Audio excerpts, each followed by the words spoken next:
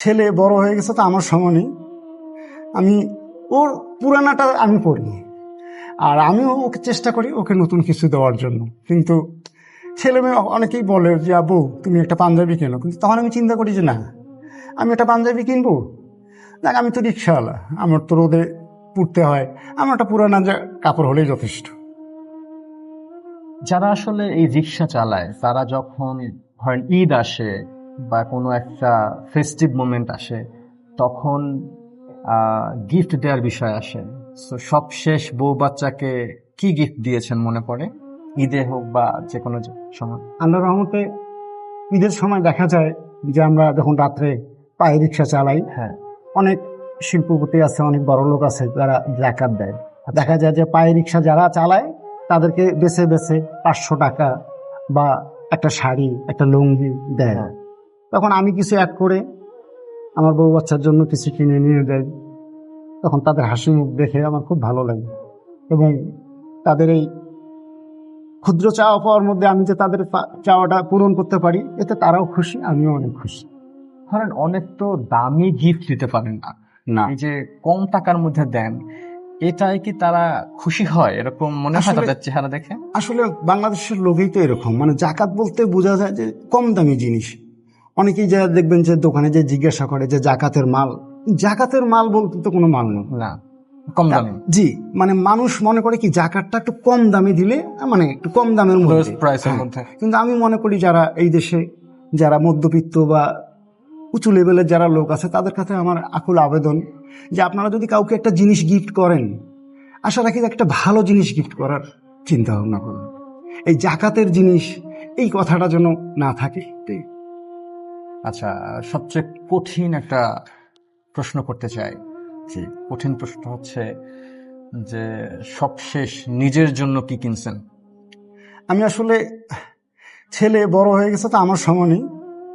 আমি ওর পুরানাটা আমি পড়ি, আর আমিও ওকে চেষ্টা করি ওকে নতুন কিছু দেওয়ার জন্য। কিন্তু ছেলে মেয়ে অনেকেই বলে যে আব্বু তুমি একটা পাঞ্জাবি কেনো, কিন্তু তখন আমি চিন্তা করি যে না, আমি একটা পাঞ্জাবি কিনবো, দেখ আমি তো রিক্সাওয়ালা, আমার তো রোদে পুড়তে হয়, আমার একটা পুরানা কাপড় হলেই যথেষ্ট।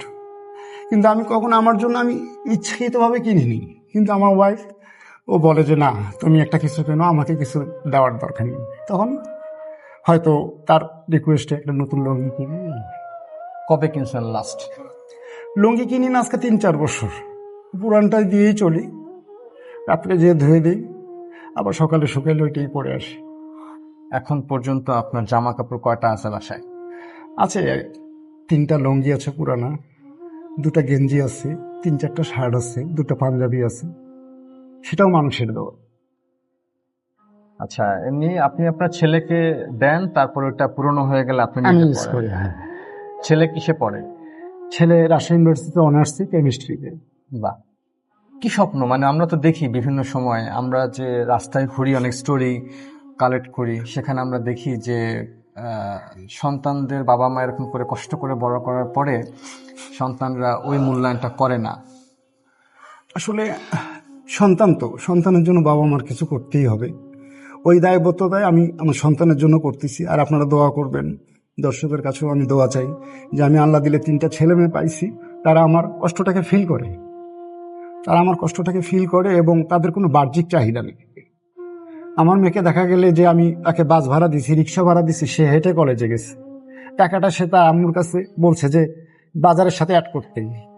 এর চেয়ে তো আর বড় কিছু চাওয়া পাওয়া হতে পারে না একটা বাবা বাচ্চা। এমনি যখন আসলে ধরেন দেখেন যে বিভিন্ন বাবা মা কষ্ট করছে বা ওই সন্তানরা আসলে বাবা মাকে দেখছে না, সে সন্তানদের উদ্দেশ্যে একজন বাবা হয়ে আপনি কি বলবেন? আমি বলবো যে এতটুকুই, যে ছোট থেকে সন্তানকে সেইভাবে লালন পালন করেন, সন্তানের প্রতি খেয়াল রাখেন, সন্তান কোথায় যাচ্ছে, কোথায় কার সাথে মিশতেছে, এই যে কিছু খেয়াল রাখলেই। আর বেশি প্রশ্রয় দিতে হবে না, টাকা পয়সা সন্তানদের আসে বেশি দেওয়া যাবে না, তার চাহিদা অনুযায়ী যে কোনো খাবার তাকে কিনে দেন, দেখবেন যে সন্তানরা অবশ্যই ভালো হবে। দিন শিক্ষা দেন, প্রতিটা বাবা মার দায়িত্ব তার সন্তানকে দিন শিক্ষা দেওয়ার জন্য। দিন শিক্ষা যাদের মধ্যে আছে তারা কখনো খারাপ কাজে বা নেশা এরকম কাজে তারা লিপ্ত হবে না। এটা আমার গার্জিয়ান হিসেবে, আমার বাবা হিসেবে আমার একটা সকলের কাছে আবেদন।